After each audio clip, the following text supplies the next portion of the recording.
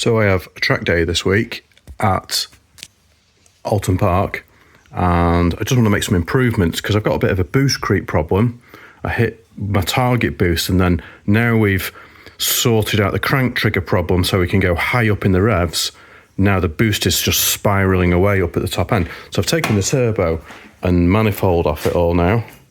So we're all stripped down, and I've made some modifications to the turbo. I don't want to make a big long video about this. So what is actually the problem? Well, as we can see here, that is the level of boost that we're trying to keep up, and we can see the value up here, map 1.65, so that's like 6.65 bar, that is.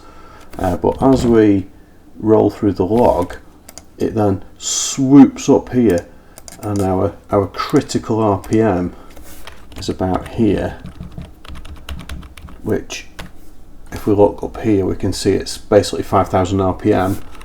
We can no longer waste the exhaust gases through the wastegate quick enough, and the boost is just rocketing up, and as we can see the value up here, at some point we're actually hitting 1.2 bar. 219 is basically 1 bar and 19, we'll call it 1.2 bar.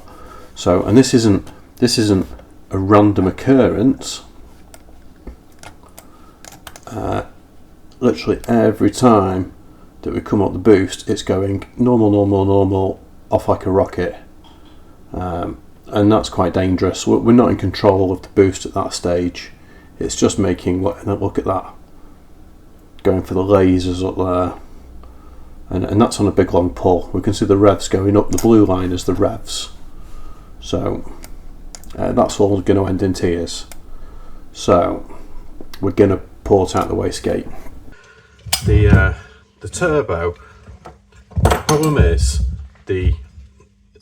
and I didn't come up with this, someone else has told me this, because he doesn't have runaway boost creep, but he made this modification.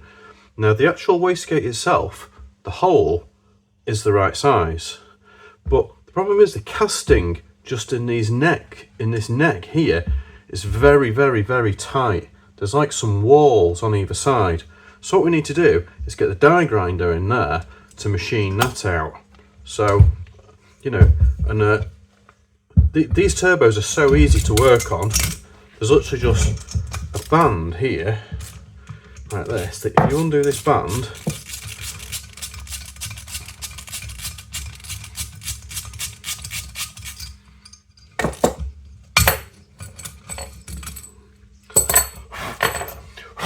yeah, so we just do that, and then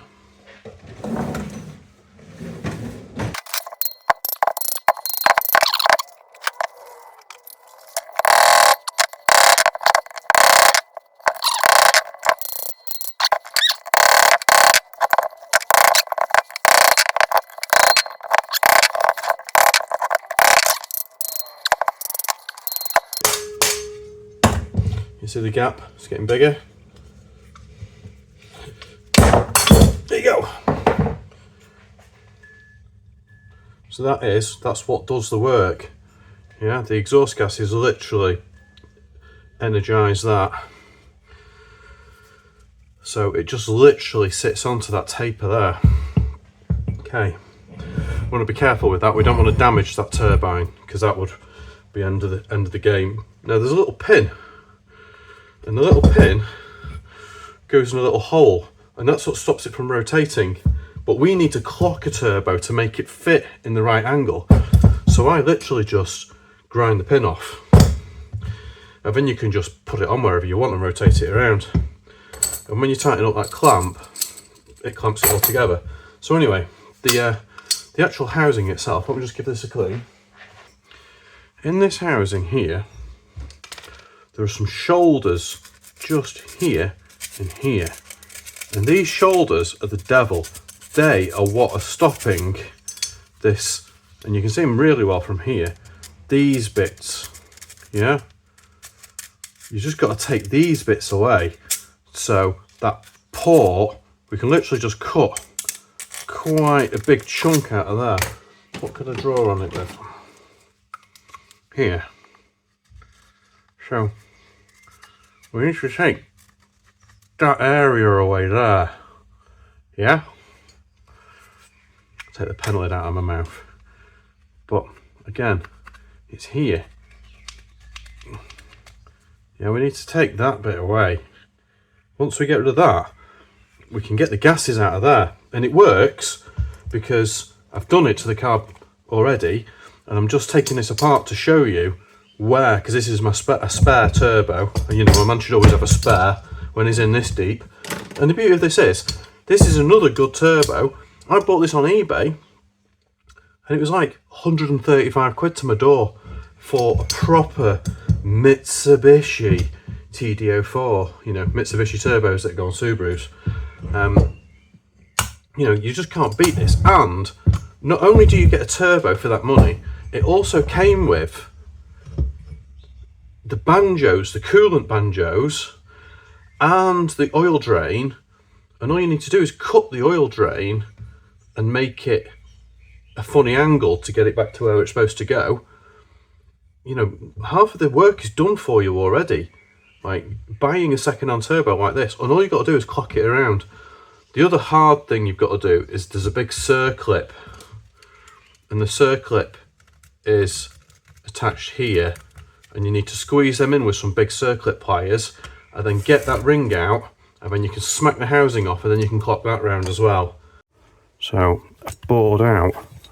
There was lots of meat on the inside of here, and this was a massive strangle point here for that wastegate. So what I've done is I've massively die grinded that out. The actual wastegate port itself, that hole, looks pretty good to me, but it was just choked up with casting. I'm also going to make a new bracket. I'm going to draw it out in CAD because this was just a prototype one, but I'm going to draw as a proper one, and then I'm going to get some laser cut and I'll put them on eBay or something, so you can actually have an actuator arm just off the shelf. But as I say, I've slotted this because you can undo that a bit and tighten it up to lock it in place, but once you put this on, you can't get the bracket back off. So if you ever mess around, you can't do it, which is why I slotted this, so you can get this on and off. Because actuator, whatever you do with the turbo build, you're going to be playing with your actuator, because there's compromises here.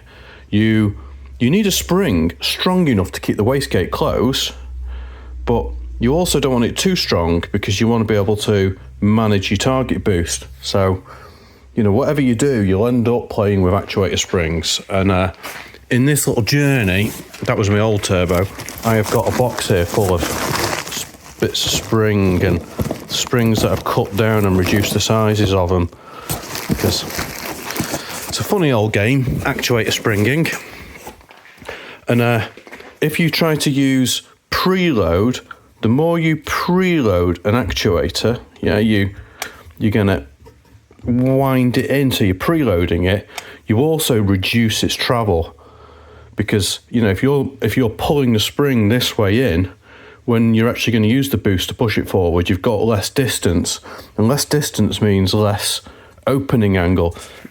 This part of the exhaust here is right underneath my charge cooler, and I just think it's insane radiating all this heat, and we're basically heating up the water through exhaust radiation. So I'm going to do a bit of wrapping with that, and as such I've got some of this terrible, disgusting, this stuff. We're going to wrap it, or my wife's going to come and help me wrap it, and I'm sure she'll be really happy. Right, we're about to put all this back together now. The turbo's on, but my wife's just coming to help me wrap this. That wrapping is the most vile material man has created. But someone told me that if you chuck it in a bucket of water first to make it wet, and then apply it, then the fibres don't break off it.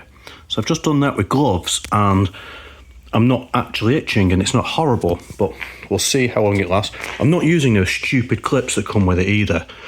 I've just used hose clips, stainless steel hose clips, because them stupid clips always come off, and it all just unravels, and it's crap. So we'll see how that goes.